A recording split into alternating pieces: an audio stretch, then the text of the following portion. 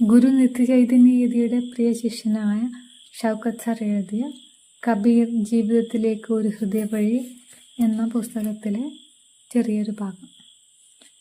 കബീർ അടക്കം പറഞ്ഞപ്പോൾ കബീറിനെ എഴുതാൻ തീരുമാനിച്ച് ആ വിപ്ലവകാരിയായ ഹൃദയത്തെ വെറുതെ മനസ്സിലിട്ട് നുഴഞ്ഞുകൊണ്ടു നടക്കുമ്പോൾ ഉള്ളിൻ്റെ ഉള്ളിൽ നിന്നും കബീറിൻ്റെതായി വായിച്ച വാക്കുകൾ എൻ്റേതായ വർണ്ണങ്ങൾ ചാലിച്ച് പിറുപിറുക്കുമായിരുന്നു. രസകരമായ ആ അനുഭവങ്ങളിൽ അള്ളിപ്പിടിച്ചായിരുന്നു കുറേ നാളുകളായുള്ള ജീവിതം. മൗനത്തിന് പോലും പ്രവേശിക്കാൻ കഴിയാത്തത്ര മൗനമായിരിക്കുന്ന ഇടത്തേക്ക് എന്തിനാണ് നിങ്ങൾ നിലവിളിച്ചുകൊണ്ടോടുന്നത് എന്നവൻ ചോദിക്കുന്നു.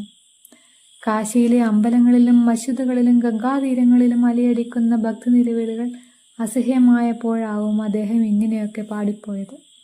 ദൈവാനുഭവം പ്രണയം പോലെ തികച്ചും സ്വകാര്യവും മൗനാത്മകവുമായിരിക്കേണ്ടതിന് പകരം ആളെക്കൂട്ടി ആളെ ചേർക്കുന്ന പരസ്യ ബഹളങ്ങളാവുകയെന്നത് ഇന്നത്തെ പോലെ അന്ന് സജീവമായിരുന്നു എന്ന സത്യമാണ് നാം ഈ വാക്കുകളിൽ വായിക്കുന്നത്.